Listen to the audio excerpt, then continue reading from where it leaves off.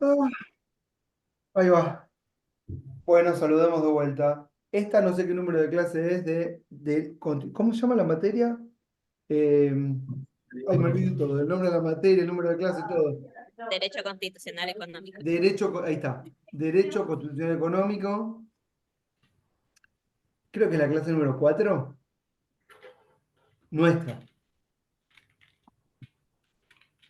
No sé. Sí, Bueno, estamos trabajando con participación full. Es interesante porque solamente acá, después con Ari nos vamos a la facultad a hablar del DNU 70-2023 y la judicialización. Y mañana, Ari, no sé de qué vamos a hablar, en sociales, no tengo idea. Y después tenemos una reunión con un grupo de investigación. El miércoles, para hacer un paneo, me toca Marx. Y el jueves, Hannah Arendt. Y hablando de Hannah Arendt, ayer me tuve que ver una película que no tenía ganas de ver, pero la vi, que se llama Zona de Interés. ¿Alguien la vio? Pilar, ¿la viste? No. Sí, yo la vi, la vi. Durísimo. Yo un sabía que era durísimo, comentario. pero como estoy con esa Che, un autora, tengo que comentario. verlo.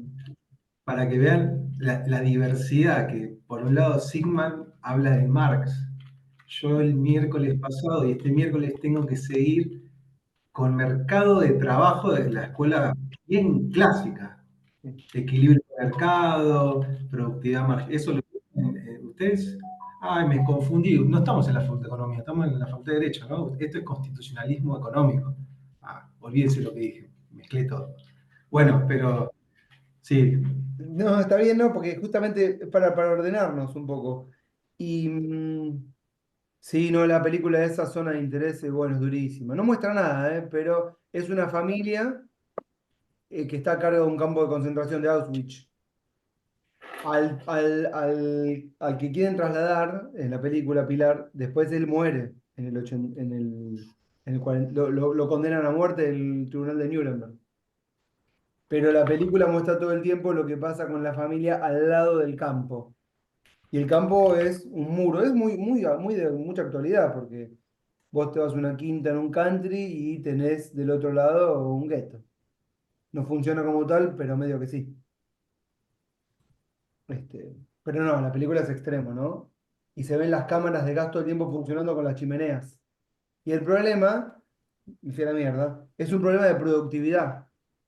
Es una fábrica de cadáveres lo que hay ahí. Y el tema es cuánto más se puede producir en menor tiempo. Y ese es cómo mantener la chimenea prendida todo el tiempo sin que se recaliente. Ah, es tremendo. Bueno, nada que ver. Estamos con coparticipación. Eh, Repasemos. ¿Saben qué es la coparticipación? Así pregunta básica. ¿Sí o no? Es la cuarta clase.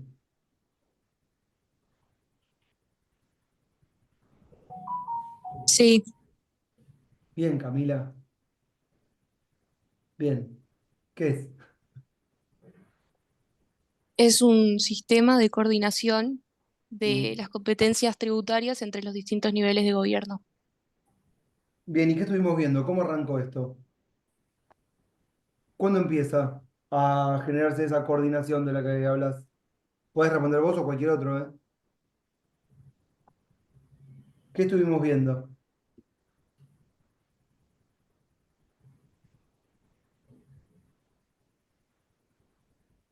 Cuarta clase.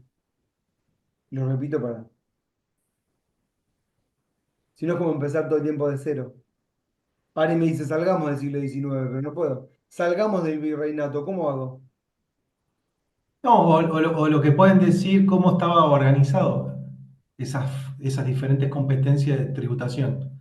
Aquí nosotros hicimos mucho hincapié en las diferencias entre mitad del siglo XIX, fines del siglo XIX, pasaron cosas en 1935. ¿Qué recuerdan? ¿Cómo se organizaba esa forma de distribuir los impuestos?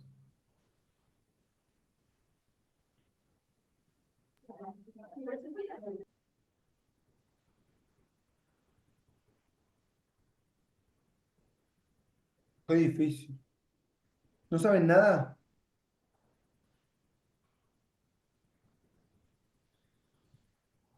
¿Estamos en cero?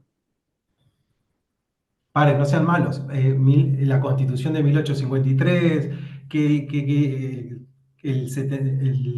ex 75, que creo que es el 67, el inciso 1 del 67 de la Constitución original, el tema de los puertos, porque es importante los recursos para el Estado Nacional, las provincias. ¿Se acuerdan qué decía la Constitución original? ¿De dónde provenían las fuentes tributarias según la Constitución original? ¿De dónde provenía para el Estado Nacional?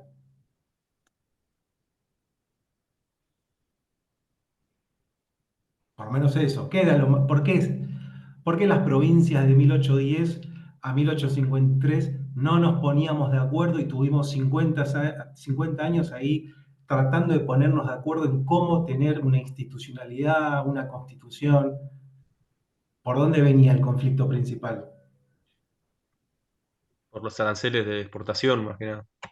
Correcto. Y entonces en 1853, no recuerdo si es el artículo 67, pero en la Constitución nueva es el 75 inciso 1, ahí está dicho, los recursos del puerto, ¿a quién le corresponde? Le correspondían a partir de 1853.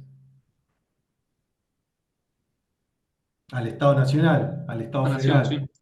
Correcto. Y las provincias, si tienen que gestionar un territorio, tienen que gestionar sus gobiernos provinciales, su burocracia provincial,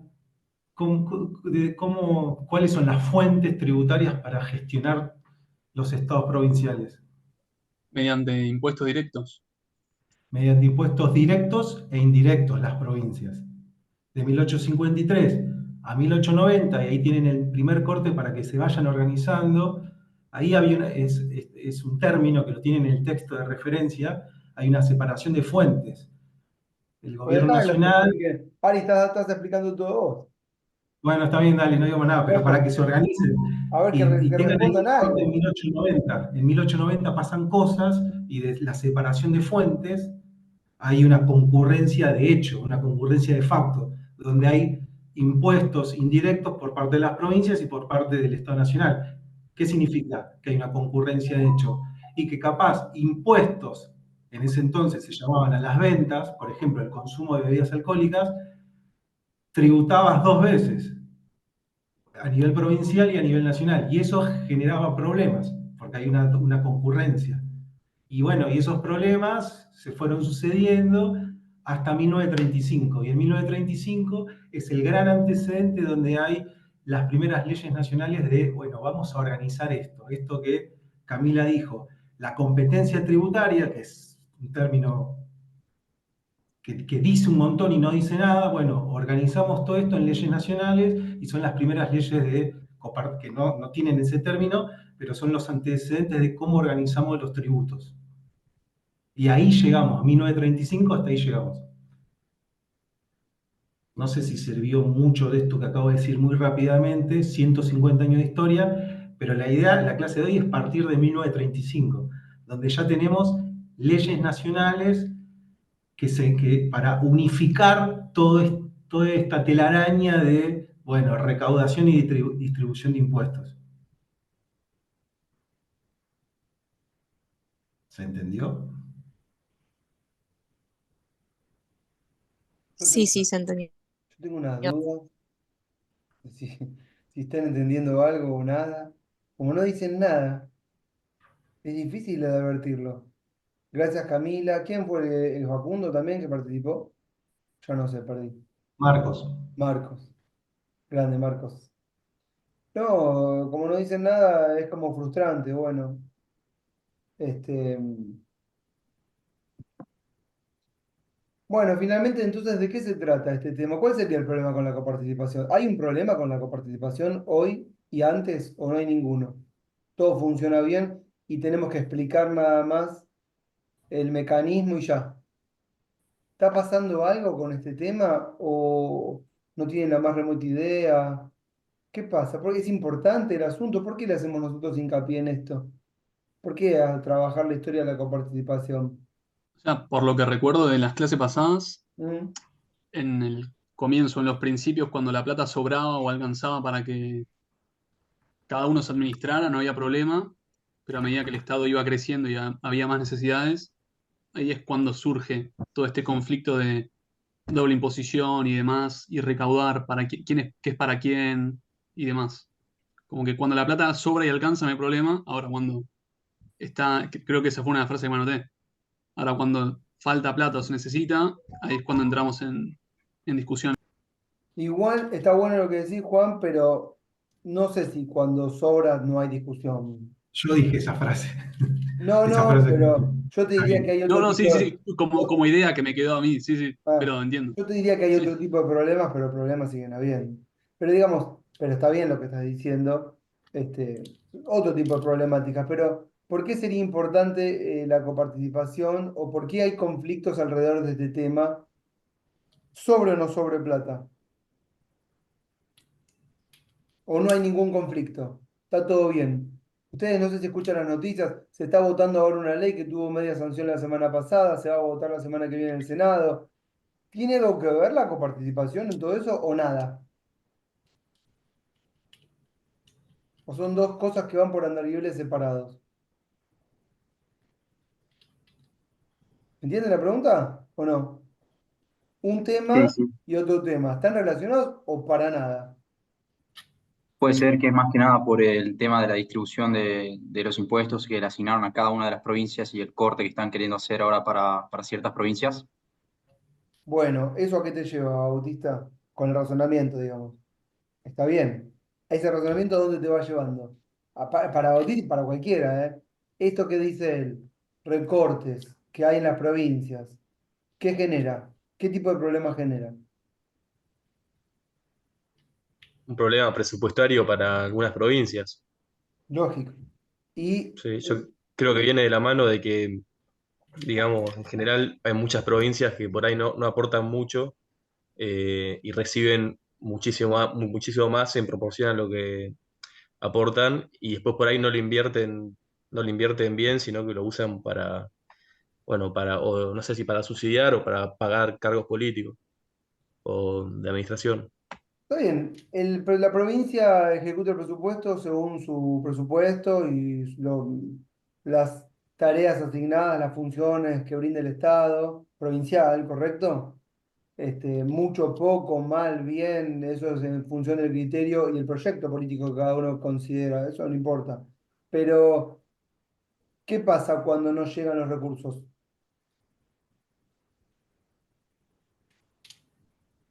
¿Qué le pasa a la administración que no tiene recursos?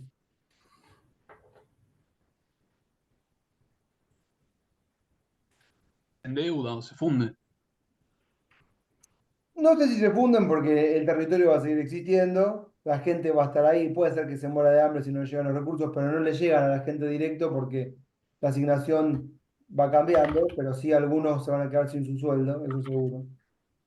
Pero no sé si se funden, pero la palabra que tendríamos que usar sería problemas de gobernabilidad. ¿Cómo gobernar sin dinero? No importa si es gobernar con mucha plata, poca plata, o para qué uses el dinero de la ejecución presupuestaria que vas a hacer. Si es más o menos de lo que aportaste. El problema que tiene la administración subnacional, ¿cuál es? Si no le llegan los recursos. Que no hay gestión. No hay ejercicio de la política sin dinero, como no hay vida sin dinero en un mundo capitalista. No hacen intercambios. No se paga con granos, no se paga con vacas, ¿entienden? Circula dinero. ¿Y qué problema tienen las provincias cuando no les llegan el dinero? Que pierden autarquía. ¿Escucharon hablar del concepto autarquía? Es cuando te sostenés financieramente solo. Y finalmente pierden, cuando pierden la autarquía, pierden autonomía. ¿Qué es la autonomía? ¿Qué es la autonomía? La toma de decisiones propias. Claro, la Sí. toma de decisiones propias.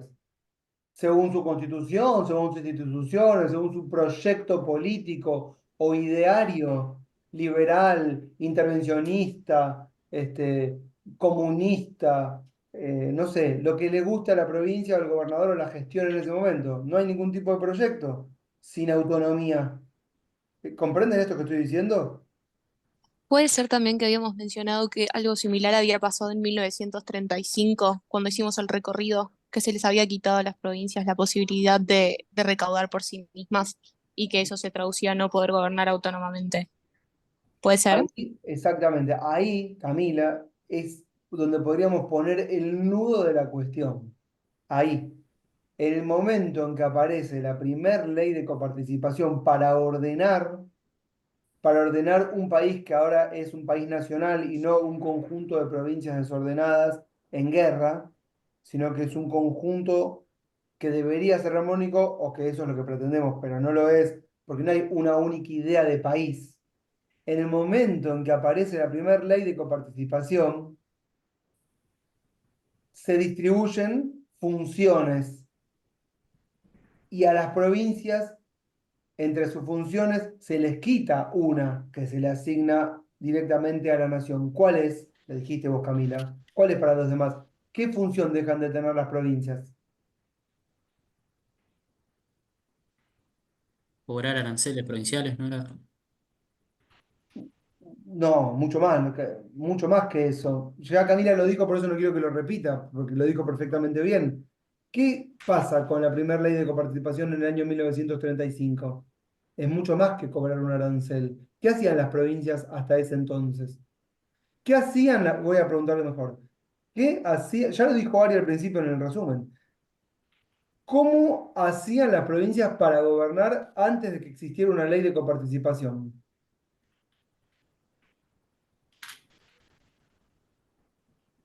Estoy yendo Por a la... medio de impuestos directos e indirectos. Y esto es el problema que generaba la doble imposición. Espera, Macarena, antes de decirlo de la doble imposición, quédate con lo primero. Creaban y hacían recaudar sus propios impuestos. Solo con esa parte de la frase está bien para empezar a desagregarlo del resto.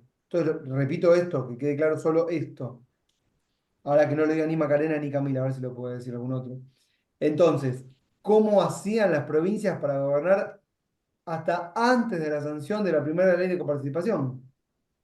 Lo mismo, pero producido. A ver, ¿entendieron? Sí, ¿Qué hacían? mediante el cobro y la imposición de impuestos indirectos e directos. Sí, creaban sus propios impuestos y los hacían recaudar. Fin, fin del telegrama. Sencillo. No tenían que dar o rendir cuentas al gobierno central con sede en la capital federal a partir de 1880, que es lo que hoy es la ciudad de Buenos Aires. Y esto se mantiene así hasta la primera ley de coparticipación. Y ahí, como dijo Camila, está el nudo del problema que no tenemos resuelto hasta el día de hoy. No solo que no está resuelto, sino que se viene agravando desde el 35 en adelante. ¿En qué sentido se agrava? En el sentido de que no va a haber una institucionalización cuando lo que está en juego es la gobernabilidad.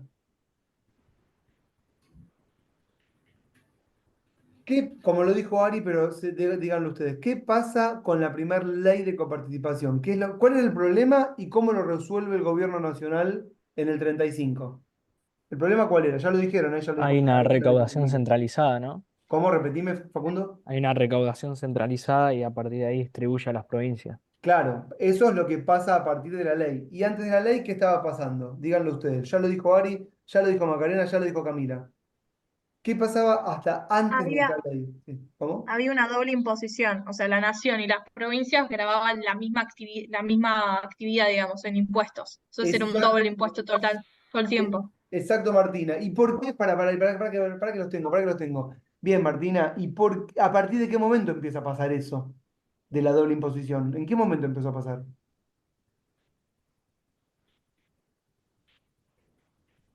Cuando estaba la Constitución de 1953, Pará. con La la, con, Constitución, pará. La Constitución es de 1853. perdón, Pero no 1853. importa, pero no importa.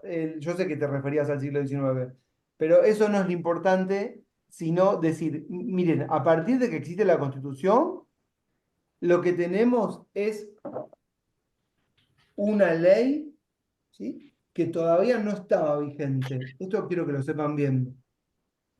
porque tal vez no está claro. Ustedes piensan, se sancionó la Constitución en 1853 y a partir de ahí somos un país. No, no fue así. Porque tuvimos, no, está bien lo que decís, Martina, es verdad, porque así separamos. Tuvimos otras constituciones. Y no es que porque tuvimos otras constituciones antes ya teníamos el país funcionando.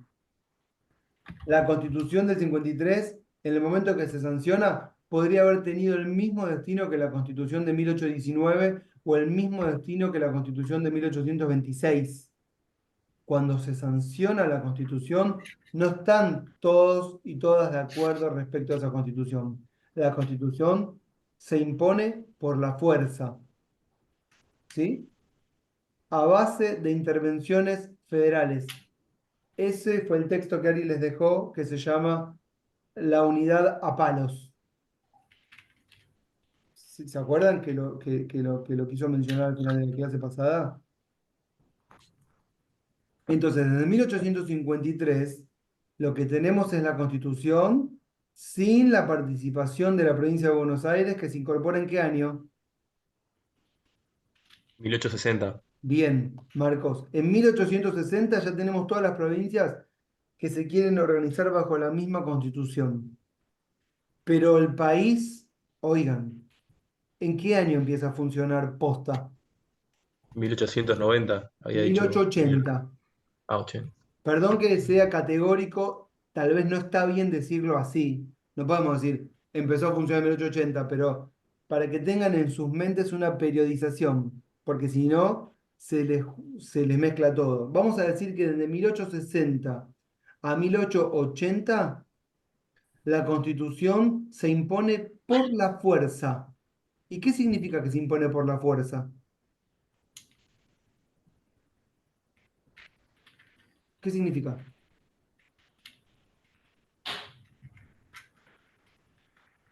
Y si no la respetaban, hacían intervenciones federales. Exactamente. Entre 1860 y 1880 hay más de 200 intervenciones federales. En la práctica son guerras, siguen siendo guerras internas. La diferencia entre las guerras de antes de 1860 y las de después de 1860 es que los ejércitos que salen desde la capital federal o los ejércitos que representan a las fuerzas de la capital en el interior lo hacen con la ley en la mano. No hacen la guerra por imponer una ley que no existe, sino que esa ley existe y la tienen que imponer por la fuerza. Y eso se logra entre 1860 y 1880. Los últimos dos grandes ejércitos derrotados fueron el de la provincia de Buenos Aires y el de la provincia de Entre Ríos.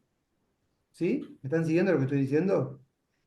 Y en 1880, Roca, que es el presidente, es el que definitivamente consolida el territorio hacia afuera y hacia adentro y pone el país en marcha, desplazando la capital de la provincia a La Plata. Pero hasta ese momento, la nación, ¿cómo se sostenía económicamente hablando?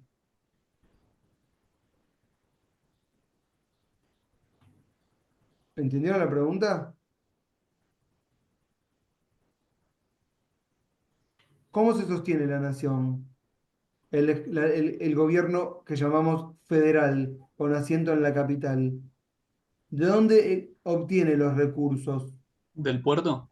Del puerto, de lo que nosotros llamamos derechos de importación y exportación. De ahí obtiene sus recursos. ¿En qué artículo de la Constitución está esto? ¿En la de antes y en la de ahora? Ya Ari lo mencionó la clase pasada, de hecho le hicimos la lectura 4, ¿no pormenorizada. es? ¿Eh? Artículo 4. El 4 establece cuáles son las fuentes correctas, sí. Sí, es cierto. Entonces pregunto mejor.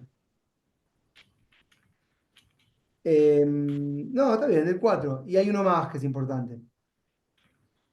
El 67 en la época, 75 ahora, después del 94, inciso 1. que se complementa con el 4, que dice que el Congreso establece los derechos de importación y exportación. ¿Sí?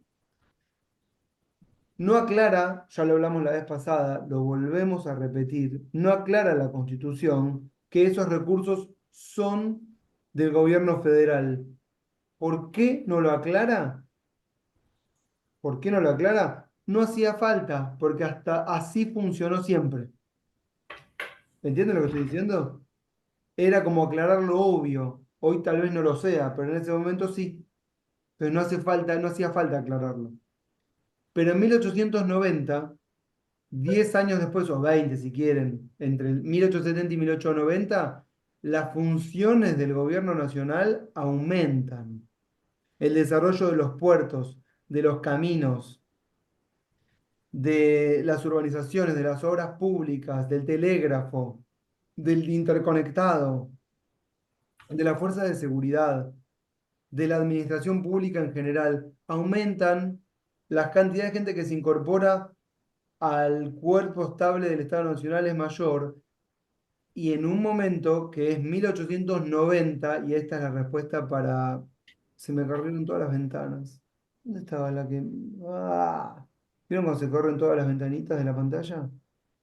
Bueno, en 1890 hay una crisis internacional y, en los precios, y caen los precios de los... Ah, creo que era Martina la que me dijo 1853.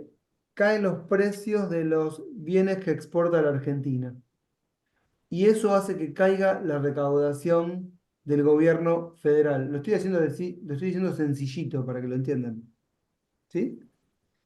Y entonces, ¿qué problema tiene el gobierno federal?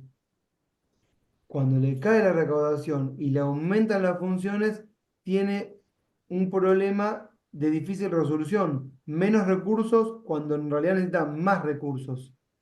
Y ahí, en 1890, ¿qué empieza a hacer la nación? A cobrar impuestos directos e indirectos.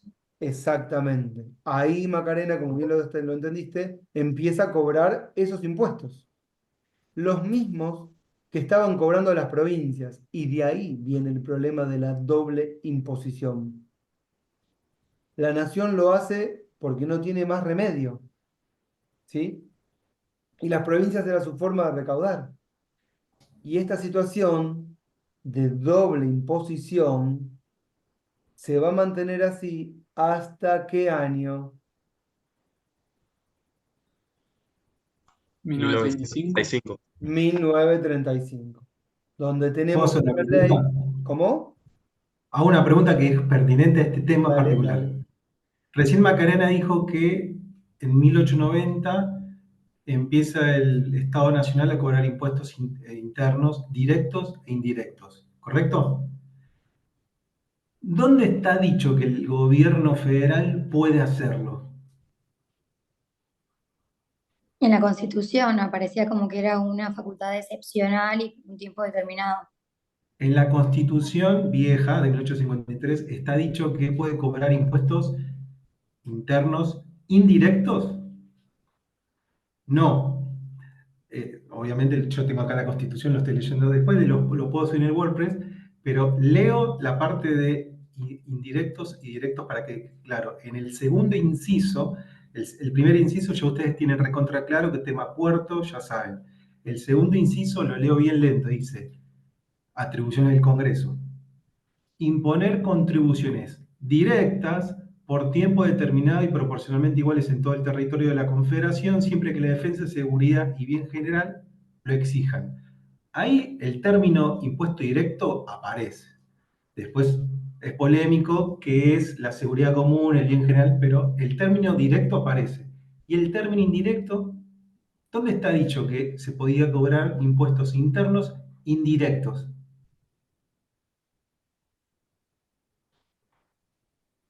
En el inciso 3, lo dice. De la vieja no lo dice, es que justamente la Constitución no lo decía. Entonces, che, pará, si la Constitución establece las facultades que le corresponden al Estado federal, ustedes se ponen del lado de los gobiernos provinciales, del lado de los ciudadanos provinciales, che, vos no estás facultado para hacer esto. Esta doble imposición es inconstitucional para el caso de los impuestos internos indirectos. ¿Cómo se resolvió eso? Bueno, ahí vimos el fallo de la Corte de 1927 que convalidaba constitucionalmente los impuestos internos indirectos por parte del Estado federal. A la pregunta, ¿y los impuestos internos directos? Inciso 2. El Estado federal puede alegar un bien general, cobrar impuesto interno directo. Impuesto interno indirecto, fallo de 1927. ¿Se entiende? Y así llegamos a 1935, donde, bueno, vamos a reorganizar, centralizar por la visión de la época, vamos a reorganizar todo esto. Ahí está. Así Bueno, llegamos a en 1935, entonces, la ley de coparticipación no se sanciona con la finalidad de quitarle a las provincias de manera explícita para generar una inestabilidad en las provincias. No estaban pensando lo que pasó después. Tenemos que pensarlo en la época. ¿Entienden? No podemos pensar que en el 35 un gobierno central ya estaba pensando en ahogar a una provincia para que no pueda gobernar. Eso es el presente, pero eso no es el 35. ¿Está? Esto quiero que lo tengan muy en claro porque no podemos pensar el pasado con la visión actual. ¿Para qué se sanciona el 35? Para ordenar, ¿correcto? ¿Qué había pasado en los años 20 en el mundo? En los años 20 entra en crisis la ideología liberal, la ideología parlamentarista, la idea de que el mercado se autorregula y cobra cada vez más relevancia que otra idea, la idea de que el Estado debe intervenir en los procesos económicos y en la planificación y la organización de la comunidad, bajo sus diferentes formas, ya sea la línea soviética de los soviets al poder, el comunismo, o el pueblo, o el fascismo, o los ciudadanos activos, como sea. Pero lo que está pasando es una gran transformación, porque saben que lo que pasó también entre el siglo XIX y el siglo XX, la sociedad se transformó en una sociedad de masas politizadas. ¿Qué significa eso? Significa que todas y todos ahora son sujetos de derecho que sienten que son sujetos de derecho y que actúan en consecuencia y quieren ser protagonistas de la vida pública, bajo sus diferentes formas. ¿Por qué digo esto? Porque esto antes no pasaba. Y esto pasó entre 1850 y 1950, esta gran transformación. Una persona que no le interesa participar, no importa en qué lugar del globo, a una persona que ahora le interesa participar. ¿Cómo? Ya sea votando, ya sea liderando, ya sea revolucionándose, ya sea organizándose en sindicatos. ¿Comprenden? Entonces, la sociedad se politiza. Y como la sociedad se politiza, gobernar se vuelve un acto mucho más complejo de lo que podía haber sido cuando todavía no había masas a gobernar. Pero en los primeros años del siglo XX, 1900 y en adelante, la sociedad es una sociedad de masas. Y la legitimidad es popular. ¿Qué significa que la legitimidad es popular? Significa que para que un gobernante sea bien reputado, sea bien considerado, tiene que tener apoyo popular. ¿Entienden? Denme un segundo. Yami, ¿no me cerrás todo acá? Eli, ¿me cierran todo? Espera un segundo. Eli, ¿y dando clases?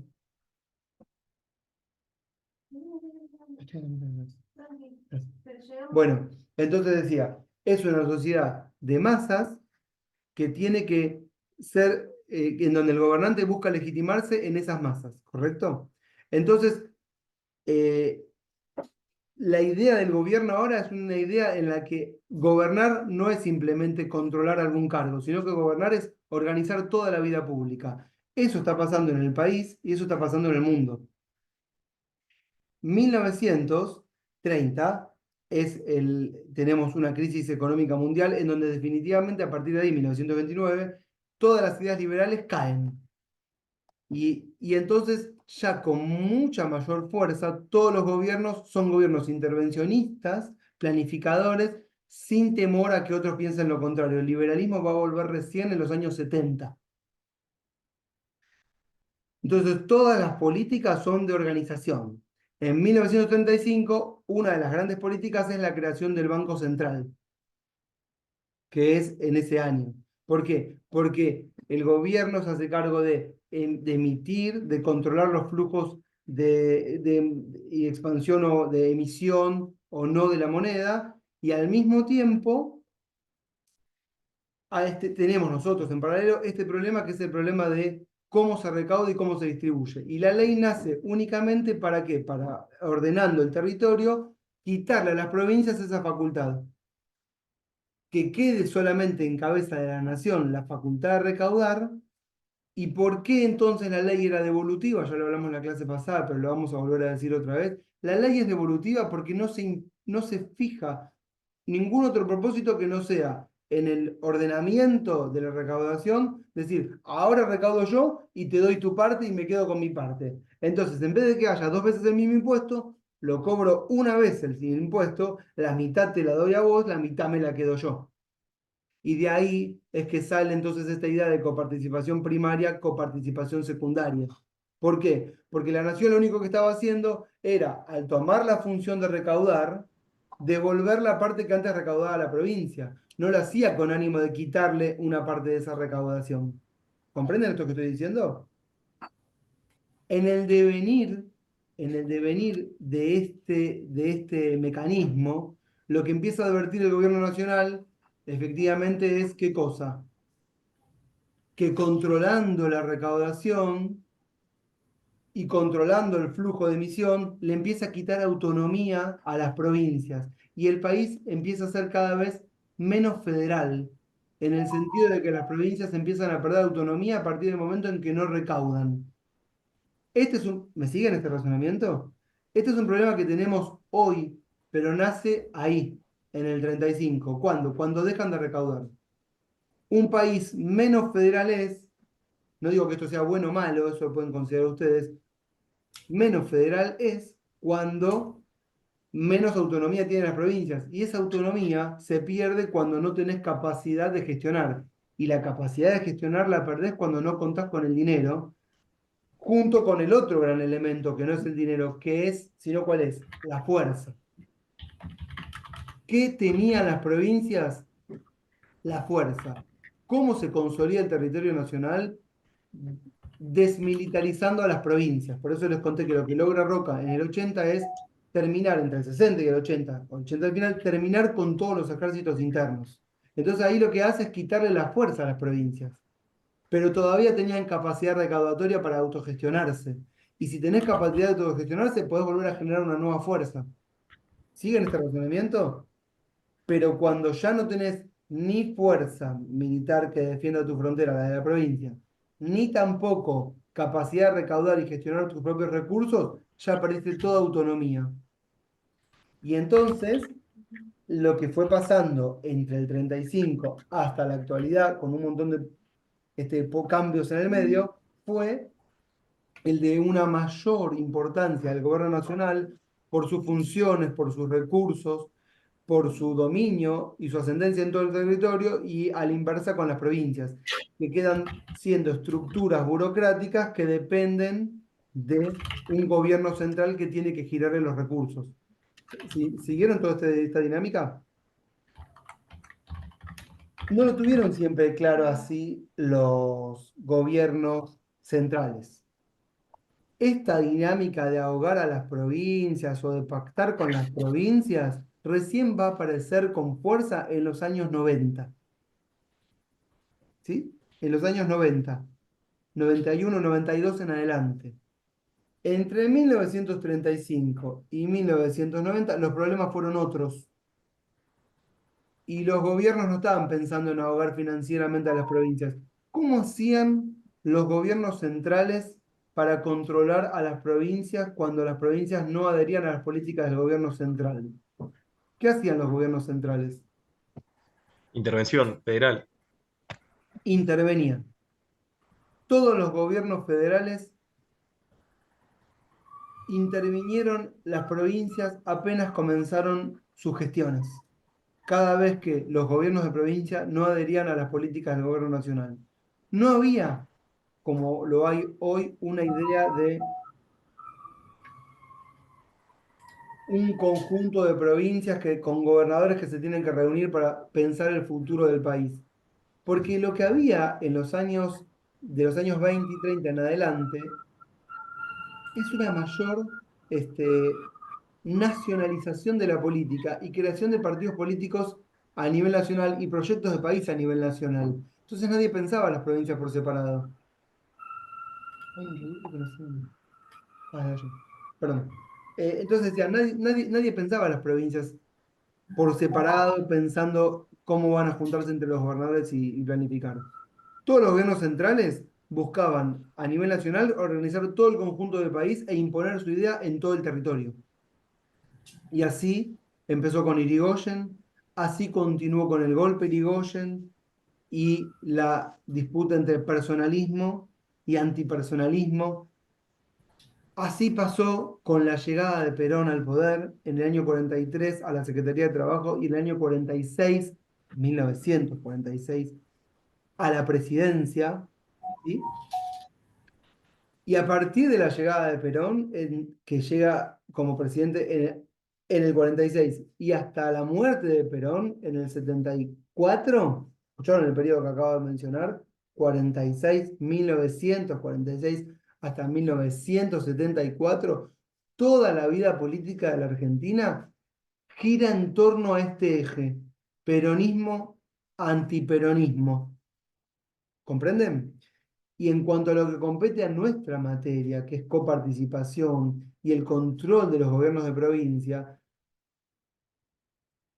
la forma en la que los gobiernos, tanto el gobierno, tanto los de Irigoyen primero, como después Perón, como después los golpes, como después Frondizi, también Onganía y después la vuelta de Perón, todas las veces en las que se buscó alinear a las provincias del gobierno nacional fue a través de intervenciones o también a través de lo que fue la proscripción al peronismo. ¿Por qué? Porque la proscripción impedía que en las provincias los partidos que adherían a Perón pudieran presentarse. Entonces en la práctica era como una especie de intervención. ¿Siguen esta idea? Intervención barra proscripción. Y este fue el orden que tuvo la Argentina hasta 1974. Si me permiten, les leo en la llegada de cada gobierno cómo fue. Un segundito que... miren, 122 acá.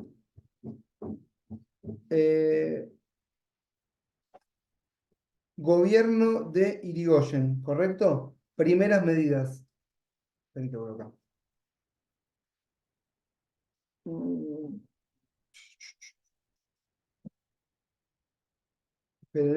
Ahí está. El gobierno radical, estoy en el año, voy a leer todas las intervenciones de todos los gobiernos para que no quede esto vacío.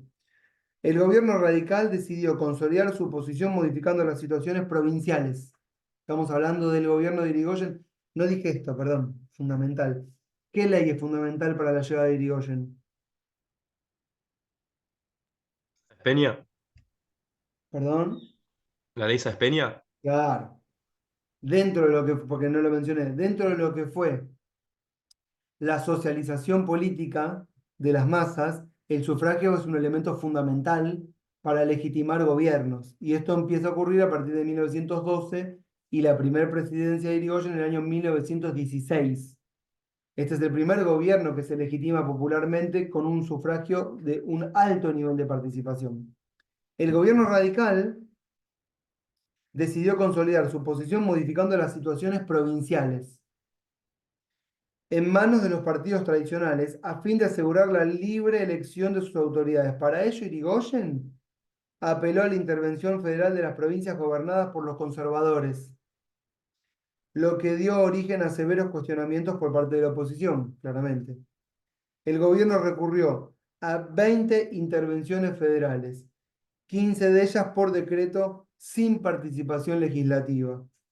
Una de las primeras, abril de 1917, al año de haber asumido, un poco antes, fue la efectuada en la provincia de Buenos Aires, cuyo peso electoral era decisivo en los procesos políticos del país.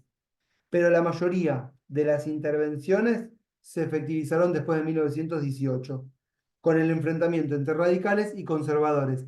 A partir de la aparición de Irigoyen y de esta idea de planificación nacional desde la capital federal, es que todos los gobiernos van a intervenir. Esta fue la primera de todas. ¿Siguen? Esperen, 214. Ari, ¿sabes qué estoy leyendo? El libro de Rapoport.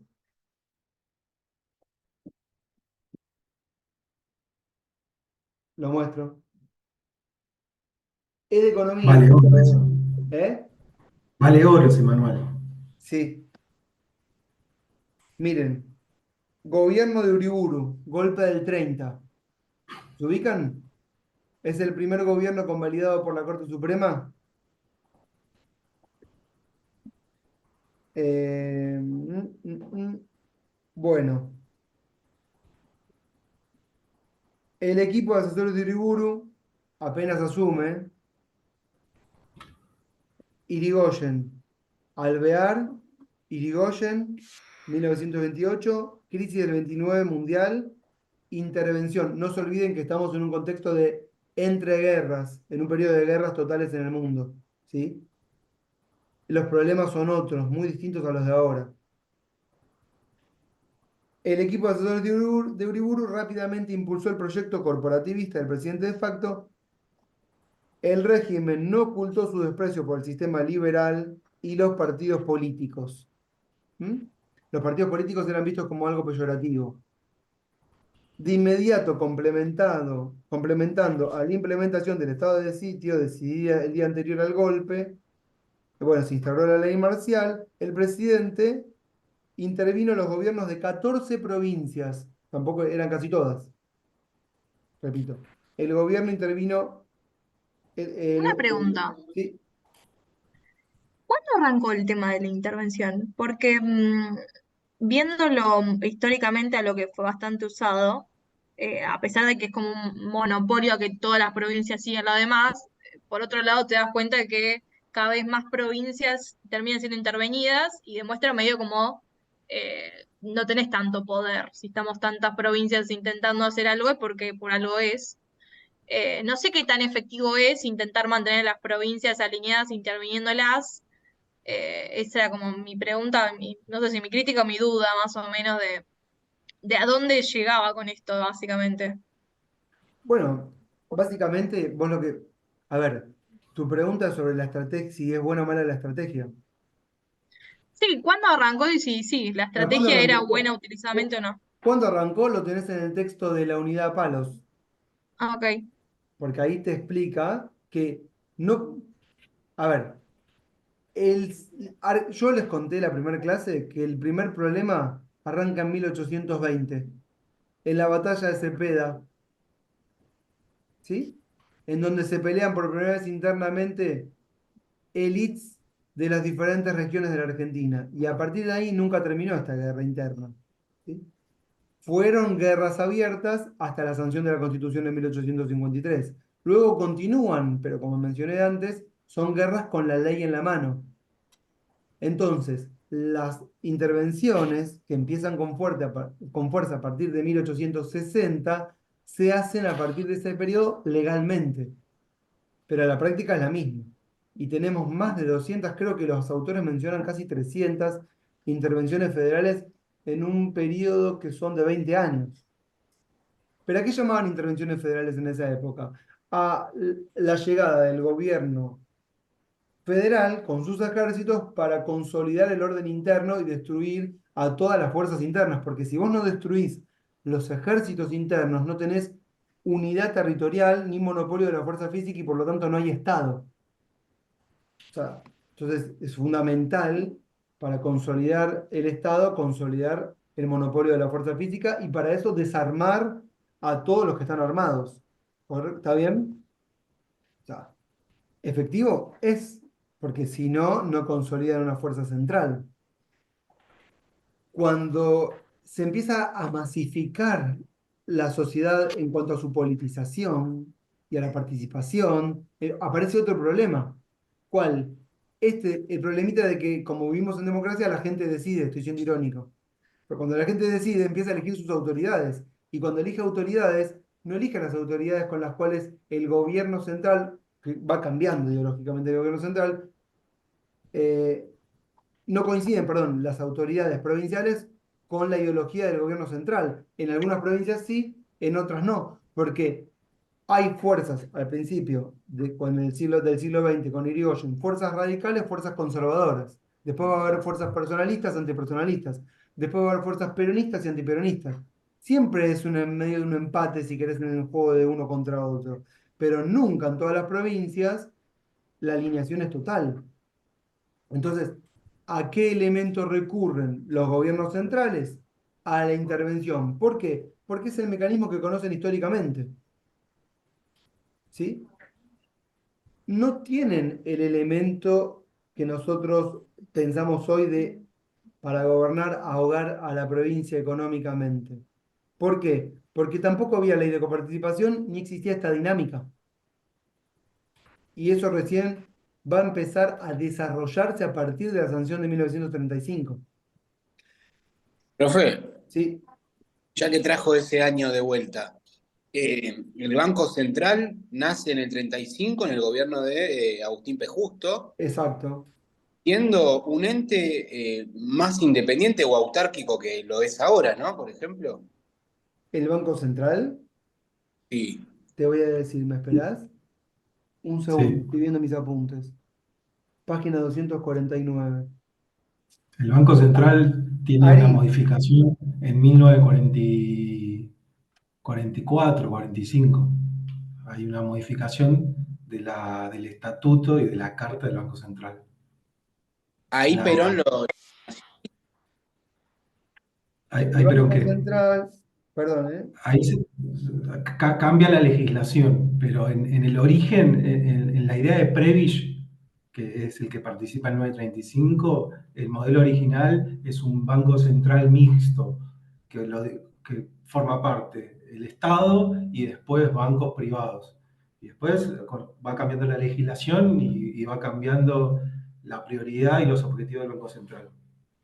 si Hay querés un cambio. después, para no 25 al perder, 26 hay cambios. sí, perdón, para no perder el hilo de la clase, si querés cuando termina te mando unas paginitas de este libro en donde cuenta cómo era la política monetaria y la creación del banco. Vino un brasilero que se llama Niemeyer, que para mí es el hermano del arquitecto, no sé, tengo la tentación de buscarlo,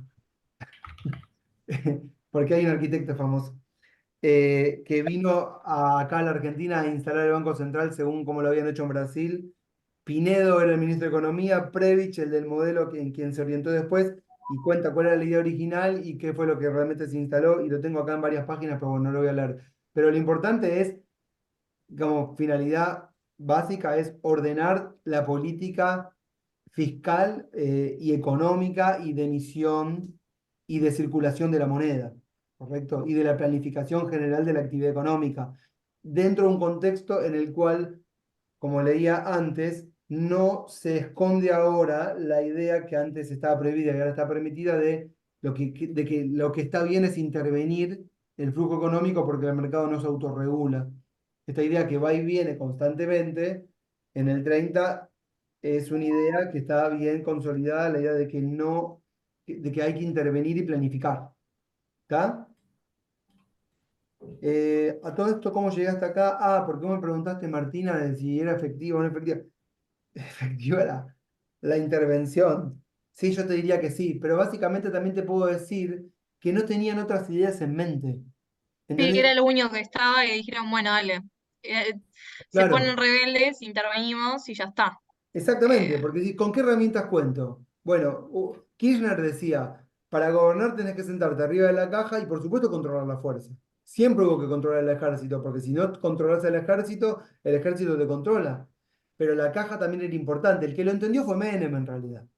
Yo se lo escuché decir a Kirchner nada más, pues estoy más grande y se lo dijo, tenés que sentarte arriba de la caja. Pero claro, Menem es el que lo entendió, por eso les conté que esto empezó en los 90, pero hasta a ese periodo, tal vez la herramienta tal vez vos la tenías a disposición, pero no te dabas cuenta de que la tenías a disposición. Porque además la lógica era otra, era la lógica de la fuerza y la intervención por la fuerza. Nadie pensaba que podías gobernar de otra forma que no sea por la fuerza. Incluso pueden haber otras. Podríamos pensar, mira, hoy gobernás por TikTok. Bueno, no sé, hay que pensarlo. Ari, ¿qué ibas a decir? Eh, un comentario con lo que dijo Martina. ¿Por qué el gobierno federal estaba facultado de hacer las intervenciones federales?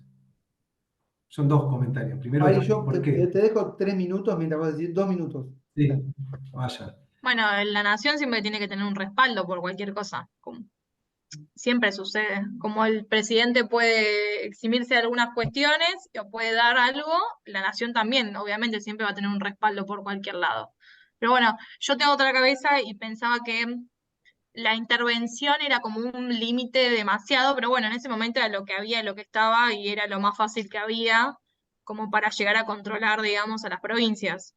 Ojo, porque queda, yo por eso quiero decir esto, queda la idea de que hay un avance sistemático y un afán de controlar por parte del Estado Nacional a los estados provinciales. Y eso lo podemos pensar, es muy difícil afirmar y la idea es tratar de problematizar esa afirmación. Lo primero que quiero decir, de la misma manera que, a ver, busquemos qué dice la Constitución. Che, ¿por qué el Estado federal estaba facultado de las intervenciones? Artículo 6º. En el artículo 6º de la Constitución Nacional no estaba claro si el Ejecutivo tenía la facultad o el Congreso Nacional tenía la facultad de intervenir a los estados provinciales. ¿Por qué no estaba claro? Leo el artículo 6º del 53, que también es el del 94. El gobierno federal interviene con requisición de las legislaturas o sin ella en el territorio de cualquiera de las provincias al solo efecto de restablecer el orden público o atender la seguridad nacional. Esas serían las dos causales, pero dice el gobierno federal. 1853. ¿Quién constituye el gobierno federal? ¿El Ejecutivo Nacional, el Congreso Nacional? Como no estaba claro, le quedó la puertita abierta al Ejecutivo Nacional para utilizar las intervenciones federales. Esto, por ejemplo, no pasó en la Constitución de Estados Unidos. Estaba claro que el Ejecutivo discrecionalmente no lo podía hacer y lo hacía el Congreso Nacional. ¿Por qué quedó abierto así? Eso es una categoría mía. Ustedes tienen que saber que en la reforma del 94 ya queda claro que es el Congreso Nacional, porque hay un inciso en el 75 y porque hay un inciso en el 99 que dice claramente, che, le corresponde al Congreso, vos ejecutivo no lo podés hacer. Pero recién en el 94. ¿Por qué esto quedó así ambiguo y la puerta abierta para el Ejecutivo Nacional? Bueno, hay un debate. Alberdi, que fue el padre fundador o el intelectual orgánico de 1853, que escribió las bases en 1852, Alberdi tenía la idea de, che, América Latina, Argentina en particular, el contexto social es diferente al contexto norteamericano. Entonces, acá no podemos importar directamente la idea de frenos y contrapesos, acá tenemos que desbalancear un poquito el peso en el Ejecutivo. Y por eso se dejó la puertita abierta a la intervención federal por parte del Ejecutivo sin la necesidad de la aprobación del Congreso. Eso normativamente, artículo 6º de la Constitución Nacional. ¿Sí? Ahora, a la pregunta de, che, y esto de que el Estado Nacional tiene que controlar a las provincias. Ojo con esas afirmaciones porque, por ejemplo, en OSLAC hay una parte cuando habla de la penetración del Estado federal sobre las provincias, bueno, con una mano está el Ejército Nacional, hay una imposición, una intervención federal, una imposición, ¿está bien? Pero por otro lado está la mano de la cooperación, hay algo recíproco, los territorios provinciales, los gobiernos provinciales pueden cooperar a raíz de los intereses particulares, hay que ver en cada caso, en cada época, cómo se va construyendo esa relación entre Estado provincial y Estado nacional. No siempre es un boomerang que de un lado va hacia el otro. El Estado nacional avanza constante y sistemáticamente sobre las provincias. Nuestro planteo es complejizar esas afirmaciones. ¿Y por qué digo esto? Porque el texto que tienen ustedes de bibliografía de referencia tiene esta tesis. La tesis central es que hay un avance constante del Estado federal sobre las provincias, que es lo que había leído en la clase pasada, un fragmento de Garat. ¿Qué dice eso? Entonces, ojo con esas afirmaciones porque no es tan estático la cosa. ¿Se entiende lo que quiero decir? O sea, que les quede en el radar qué dice la Constitución. Hay que conocer qué dice la Constitución, pero a su vez, bueno, tratar de complejizar con los textos de Oslak, bueno, cómo es el proceso de consolidación del Estado Nacional por sobre las provincias, y no es pura coacción, porque nada en el largo plazo se sostiene con pura coacción y ejército.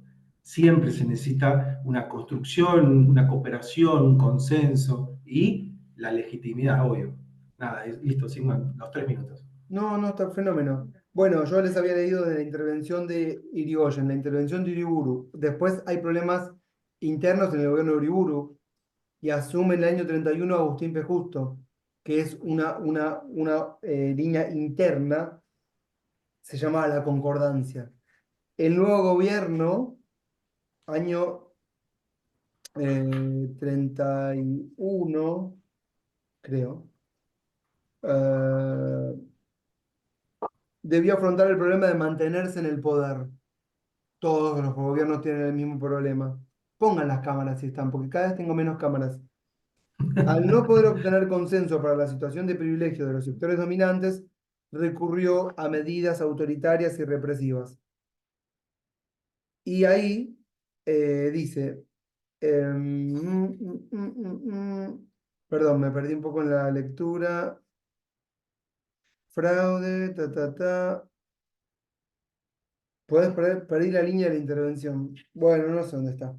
Pero ahí contaba que intervenían no sé cuántas provincias, Agustín P. Justo. Se me fue. Sí. No, perfecto, no importa. Bueno, esto es por no ordenármelo. Esta la perdí. En el 43, Perón es secretario del Trabajo. En el 46 asume. Apenas asume, ¿qué pasa con Perón? Bueno, se encuentra con el mismo problema que todos. Perón crea sindicatos de rama única, ¿correcto? Proscribe a las oposiciones, todos los gobiernos tenían la misma línea autoritaria y es el mismo contexto el mismo contexto de la forma de hacer política. Perón interviene 15 provincias entre el 46 y el 55, 11 por decreto. Lo digo como dato para que lo tengan ahí en el radar.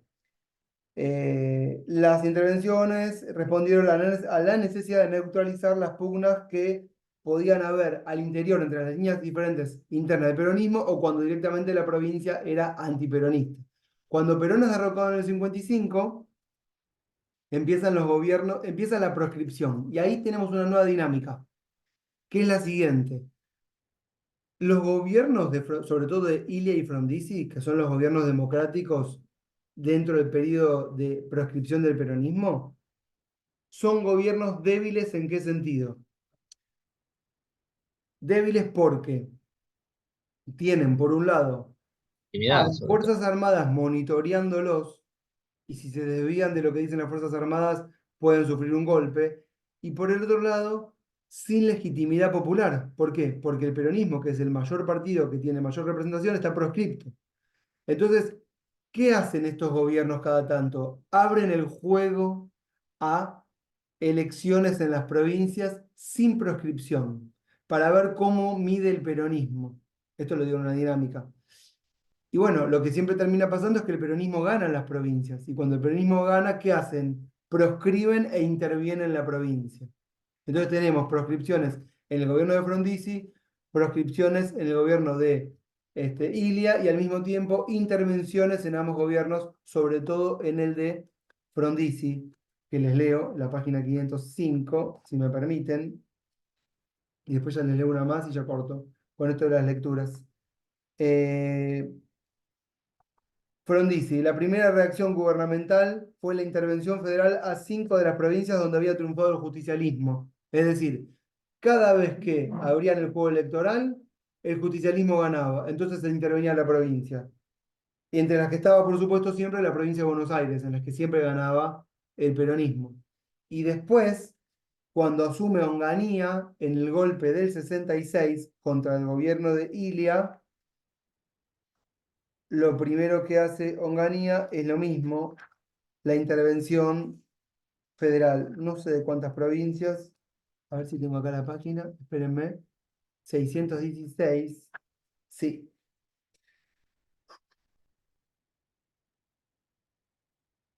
El régimen emergente del golpe militar de junio del 66 se autodenominó Revolución Argentina.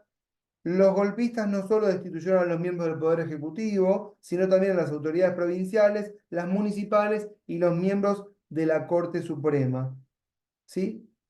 Las legislaturas provinciales y nacionales fueron disueltas, la actividad de los partidos políticos fue prohibida y todos los bienes confiscados. Bueno, el modelo de la intervención continuó siempre. Entonces, con Ari nos habíamos hecho la pregunta sobre qué pasaba.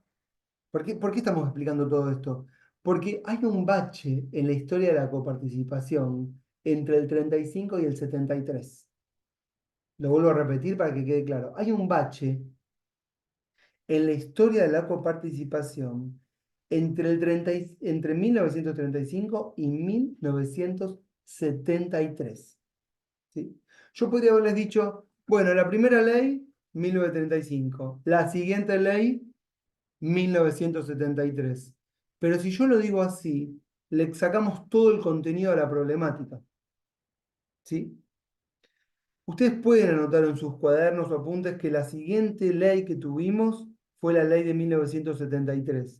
Pero nos perderíamos de toda la conflictividad que hay en el medio. ¿Cuál es la idea de nación? Y esa es la conflictividad que está en el medio. Y las intervenciones y la necesidad de gobernar. Y gobernar no era solamente intervenir. Gobernar era controlar a las Fuerzas Armadas, controlar los partidos políticos, controlar los sindicatos, controlar las elecciones, proscribir a las oposiciones. ¿Sí? Gobernar era todo eso. Y al mismo tiempo, gobernar implicó también controlar administraciones provinciales que no tenían los gobiernos federales en el radar, iban a tener que controlar, pero se encontraron con esa problemática. ¿Comprenden?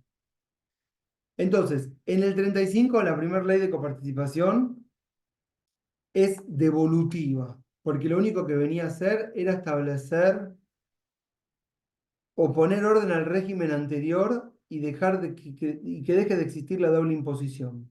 En 1949 Perón reforma la Constitución. ¿Correcto? Una Constitución que rige hasta el año 1956.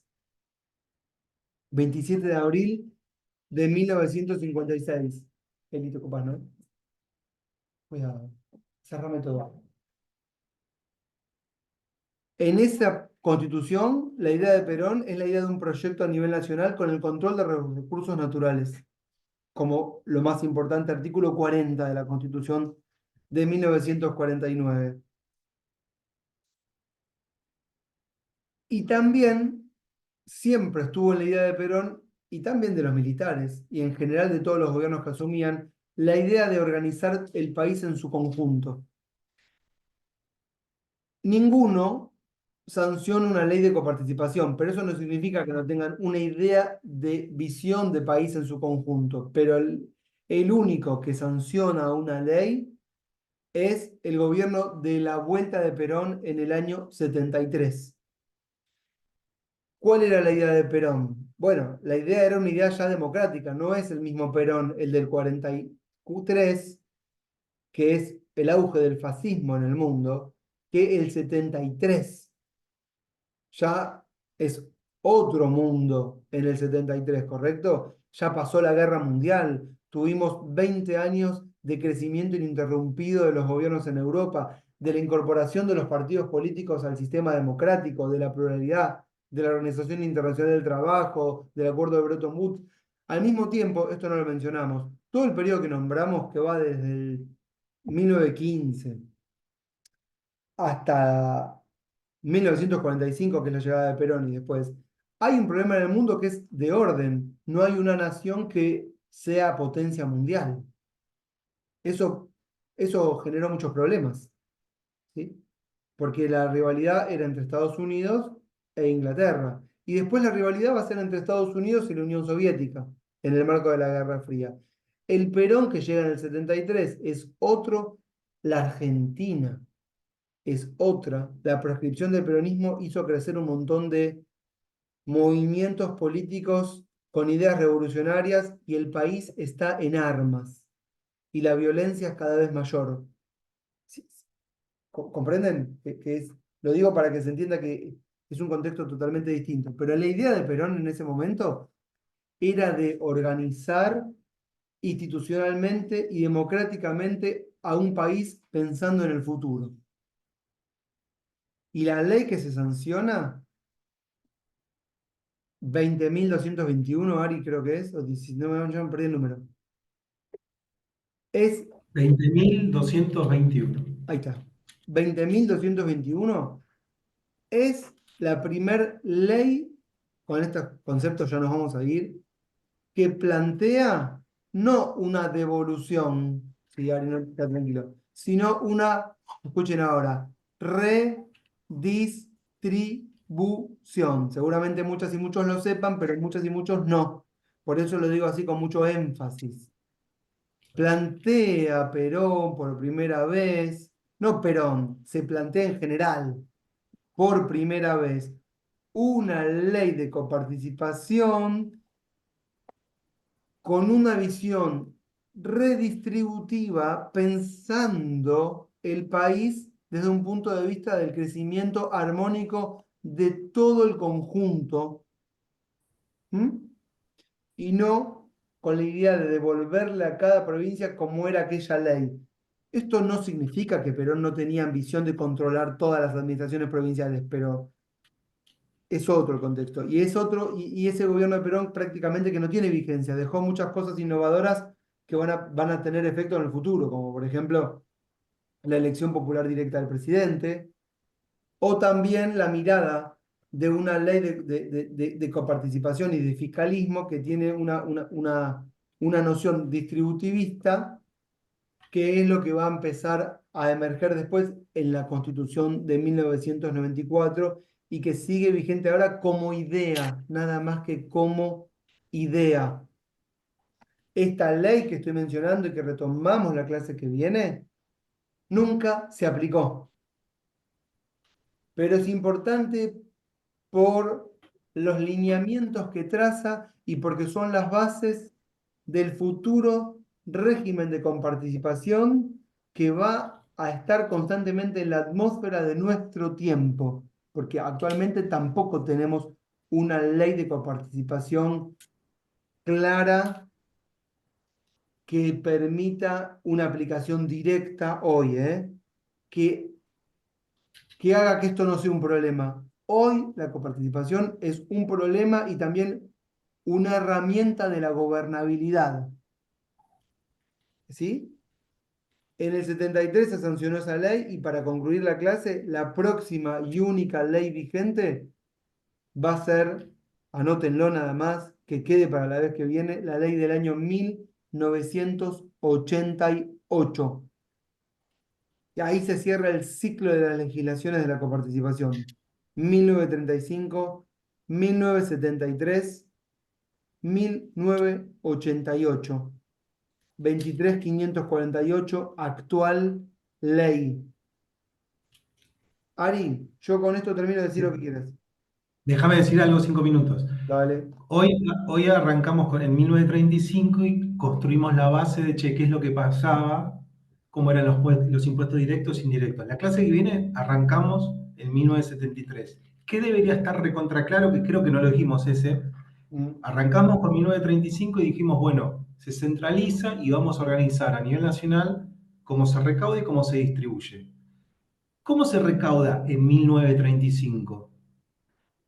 Se recauda en un primer momento, hay una recaudación primaria. ¿Eso lo dijimos? En 1935 ya se establece esa división entre una recaudación primaria y una recaudación secundaria.